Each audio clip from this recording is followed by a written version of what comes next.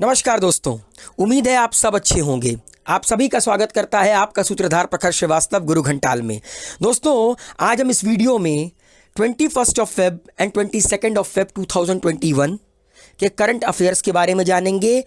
21 और 22 फरवरी 2021 को हमारे देश में, विदेशों में कौन सी बड़ी घटनाएं घटीं, क्या क्या चीज़ें हुई, उनके बारे में आज हम बात करेंगे। ये पूरा का पूरा वीडियो अपने में एक पॉट बॉयलर है।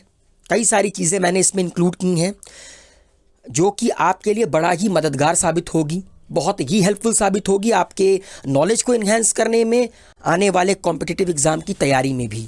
निकल पड़ते हैं और देखते हैं सबसे पहला करंट अफेयर कहाँ से आ रहा है।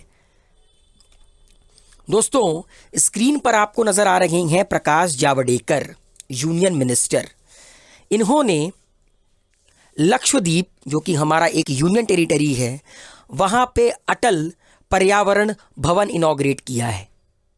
अभी बीते कुछ दिनों में, मतलब 20 फरवरी को करीब अटल पर्यावरण भवन को इनॉग्रेट किया प्रकाश जावड़ेकर जी ने लक्षद्वीप में। लक्षद्वीप के कुछ स्टैटिक पॉइंट मैं आपको बताना चाहता हूँ। कैपिटल कावारती, डिस्ट्रिक्ट सिर्फ एक गए, सबसे बड़ी सिटी एंड्रॉट गए।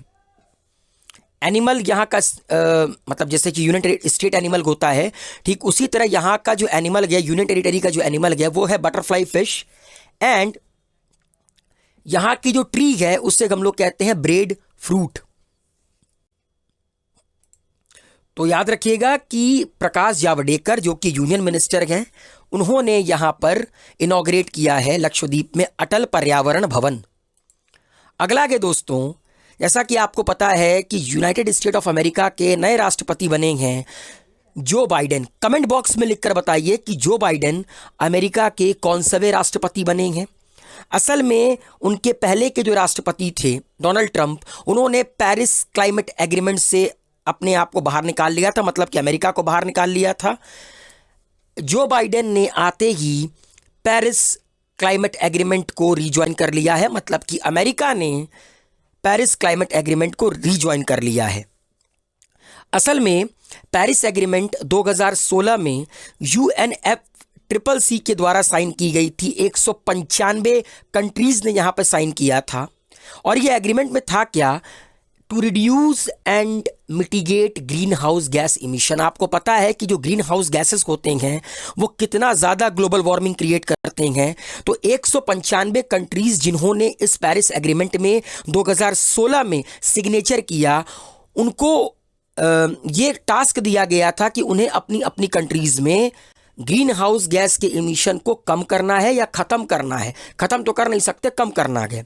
2017 में उस वक्त के अमेरिका के राष्ट्रपति डोनाल्ड ट्रंप ने इस एग्रीमेंट से विड्रॉ कर दिया था।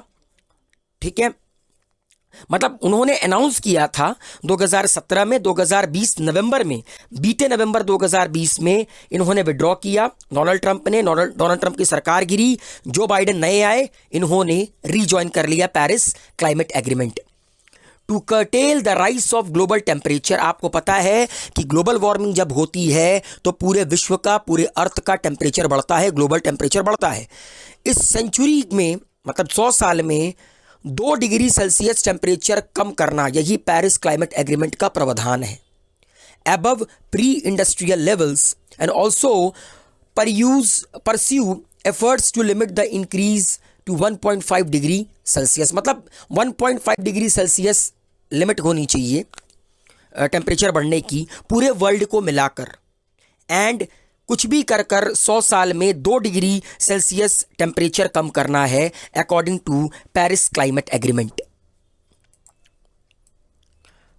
डोनाल्ड ट्रंप ने ये कहा कि अमेरिका तो कहीं ना कहीं इसके लिए वर्क करता है, बल्कि भारत और चाइना जैसे देश काफ़ी ज़्यादा गैस इमिट करते हैं क्योंकि वो डेवलपिंग कंट्री हैं। इंडिया ने कहा, चाइना ने कहा कि हम लोग डेवलपिंग मुल्क हैं।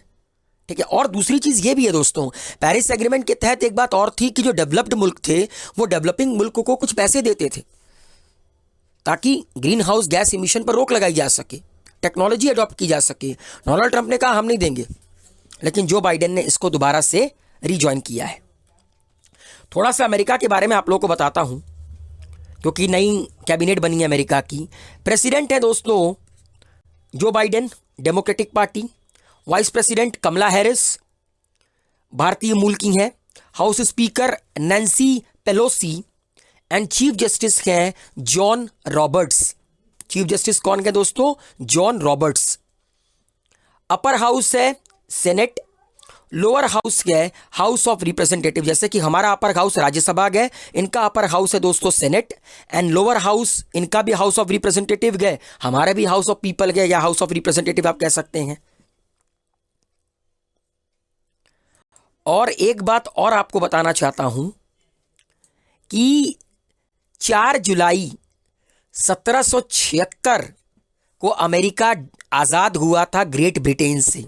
जैसे हम लोग आज़ाद हुए 15 अगस्त 1947, अमेरिका आज़ाद हुआ 4 जुलाई 1776 के दिन। और इनका संविधान बना 21 जून 1788 1788। तो आप समझ सकते हैं कि अमेरिका हिंदुस्तान से बहुत पहले आज़ाद हो गया था। चलिए आगे देखते हैं नेक्स्ट क्या है।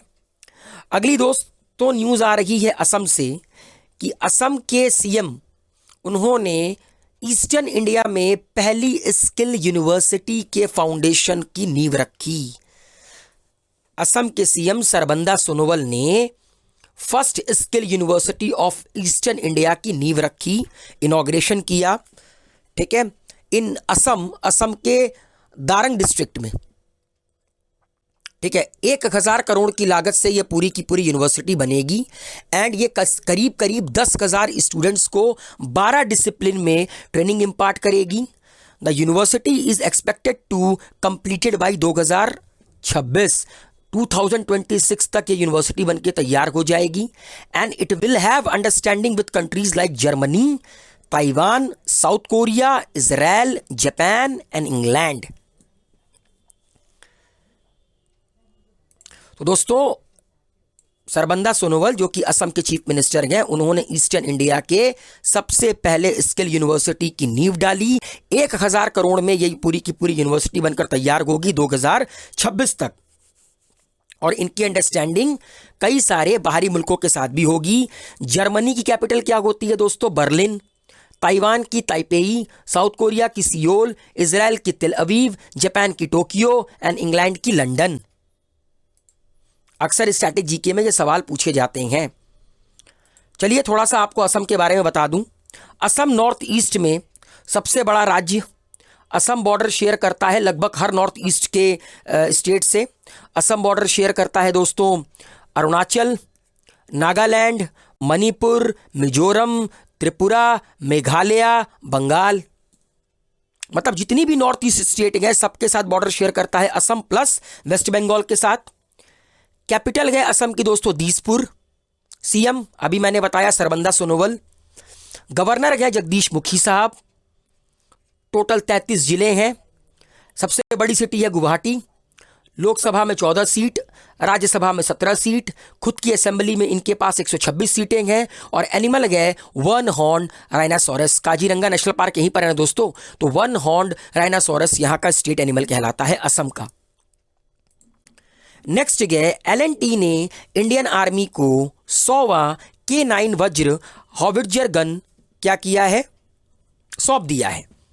ठीक है, एंड ये जो पूरा का पूरा इन्होंने ये जो K9 वज्र हॉविट्जर गन सौंपा है, बड़ा ही कमाल का गन है। ये army chief general Manoj Naravane को सौंपा गया है। ठीक है, एंड इसका जो आर्मर्ड सिस्टम कॉम्प्लेक्स है वो हजीरा गुजरात में होगा। अब थोड़ा सा आपको L&T के बारे में बता देता हूं। L&T के CEO एन सुब्रमण्यम है। ये बना था दोस्तों 7 फरवरी 1983 को। इसका हेडक्वार्टर मुंबई में स्थित है।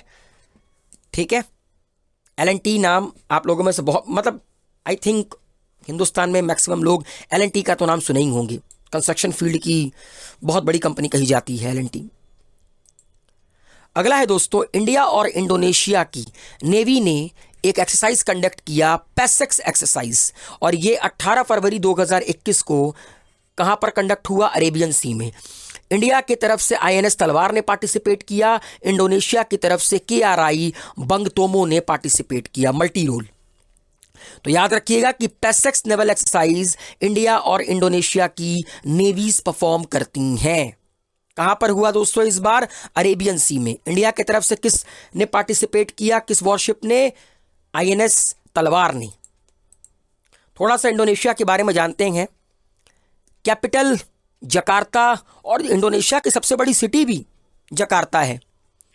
जहां पर इस्लाम कह सकते हैं, आप कह सकते हैं क्या रियलिटी है कि सबसे बड़ा मुस्लिम राज्य देश अगर पॉपुलेशन वाइज देखा जाए तो इंडोनेशिया है। यहां पर 86.70% इस्लाम के लोग रहते हैं।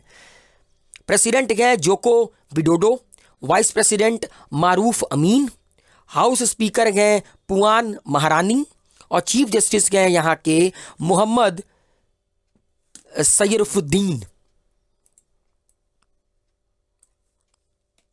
और दोस्तों इंडोनेशिया बॉर्डर शेयर करती है, वैसे तो देखा जाए तो लैंड बॉर्डर किसी का शेयर नहीं करती है। ये बॉर्डर शेयर करती है मलेशिया के साथ on Borneo island, Papua New Guinea on Papua island and the east Timor on Timor island. मतलब कि मैरीटाइम बॉर्डर शेयर करती है किसके किसके साथ? मलेशिया के साथ, पपुआ न्यू गिनी के साथ और ईस्ट तिमोर के साथ। ये स्क्रीन पर आपको नजर आ रहा होगा, ये इंडोनेशिया है और ये रहा मलेशिया, ये रहा दोस्तों आपका पपुआ न्यू गिनी, ठीक है, और यहां पर ये रहा तिमोर सी जिसमें तिमोर आइलैंड है। तो इंडोनेशिया किसी के साथ, याद रखिएगा, लैंड बॉर्डर शेयर नहीं करता है। कैपिटल इसकी जकार्ता है। प्राइम मिनिस्टर कौन है? प्राइम मिनिस्टर है विडोडो। अगला है कि इंडिया और इथियोपिया ने वीजा फैसिलिटेशन और लेदर टेक्नोलॉजी पे एग्रीमेंट साइन किया गया। जो हमारे देश के एक्सटर्नल अफेयर्स मिनिस्टर हैं वो इथियोपिया गए और वहां पर ये बाइलेटरल एग्रीमेंट साइन हुआ है।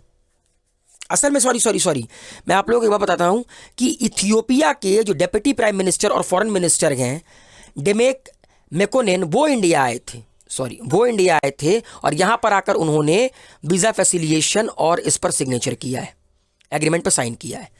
4 दिन के लिए आए थे। थोड़ा सा इथियोपिया के बारे में आपको बताता हूं दोस्तों। आपको स्क्रीन पर नजर आ रहा होगा, इथियोपिया अफ्रीका में एक कंट्री है। ये गल्फ ऑफ एडन है, ये रेड सी है, यहां पर पूरी की पूरी मिडिल ईस्ट कंट्री है,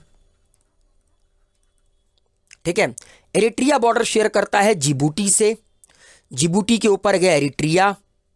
सूडान से बॉर्डर शेयर करता है, सूडान के नीचे साउथ सूडान, ठीक है। केनिया, सोमालिया, केनिया और सोमालिया के साथ। तो फिर से याद कर लीजिए, सूडान, सूडान के नीचे साउथ सूडान, साउथ सूडान के बगल में केनिया, केनिया के बगल में सोमालिया, ऊपर आपका एरिट्रिया एंड जिबूटी, ठीक है। तो इथियोपिया वैसे तो लैंडलॉक कंट्री है लेकिन ये इन कंट्रीज के साथ बॉर्डर शेयर करती है और अफ्रीका में ये कंट्री स्थित है। इथियोपिया की कैपिटल क्या है दोस्तों? अदीस अबाबा। करेंसी है इथियोपियन बिर। प्रेसिडेंट है साहले वर्क जेवदे और प्राइम मिनिस्टर हैं एबी अहमद।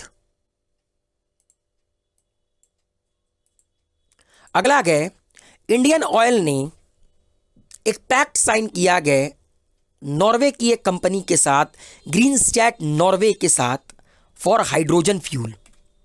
अब स्क्रीन पर देख लीजिए नॉर्वे कहां पर स्थित है। इंग्लैंड के ऊपर यहां पर नॉर्वे आपको नजर आएगा, नॉर्वेजियन सी में ये नॉर्वे कंट्री है। Norway, Sweden, Finland. जरा कमेंट बॉक्स में लिखकर बताइए कि इन तीनों कंट्रीज के ग्रुप को कहते कौन सी कंट्रीज हैं? बाल्टिक नेशन कहते हैं, स्कैंडिनेवियन कंट्री कहते हैं, कौन सी कंट्री कहते हैं? कमेंट बॉक्स में लिखकर बताइए। और देखिए यहीं पर आपका नॉर्थ सी है और यहीं पर आपका बाल्टिक सी है। अब बताइए आपकी कमेंट बॉक्स में आप लोग कि ये नॉर्वे, स्वीडन और फिनलैंड के कॉम्बिनेशन को कौन सी कंट्री का दर्जा दिया जाता है? तो नॉर्वे की ग्रीन स्टैट नॉर्वे के साथ इंडियन ऑयल ने एक पैक्ट साइन किया है फॉर हाइड्रोजन फ्यूल। नॉर्वे की कैपिटल है दोस्तों ओस्लो, जहां पे नोबेल का पीस प्राइज दिया जाता है। मोनार्क है यहाँ पे Harald fifth. Prime minister Erna Solberg. President है Tone W Troen. Chief justice Toril Marie, और यहाँ पर मैक्सिमम क्रिश्चियनिटी को फॉलो करने वाले लोग रहते हैं, क्योंकि यूरोप में है तो बट ऑब्वियस है क्रिश्चियनिटी को ही फॉलो करने वाले लोग होंगे। दोस्तों 21 फरवरी को इंटरनेशनल मदर लैंग्वेज डे मनाया जाता है। मातृ भाषा जो हम लोग बोलते हैं उसका दिन मनाया जाता है। और एक बात याद रखिएगा, यूनेस्को ने 1999 में यूनेस्को में एक जनरल कॉन्फ्रेंस हुई थी, वहाँ पर पहली बार यह कॉन्सेप्ट आया था इंटरनेशनल मदर लैंग्वेज डे का, और यूएन की जनरल असेंबली ने 2002 में रिजोल्यूशन पास करके international mother language day 21 Feb से मनाना शुरू किया गया। यूनेस्को का हेडक्वार्टर है दोस्तों कहाँ पे? पेरिस, फ्रांस की राजधानी। यूनेस्को के हेड गए ऑद्रे एजोले, और फाउंडेड हुआ है 16 नवंबर 1945 को यूनेस्को। यूनेस्को का फुल फॉर्म क्या होता है? United Nation Education Scientific and Cultural organisation.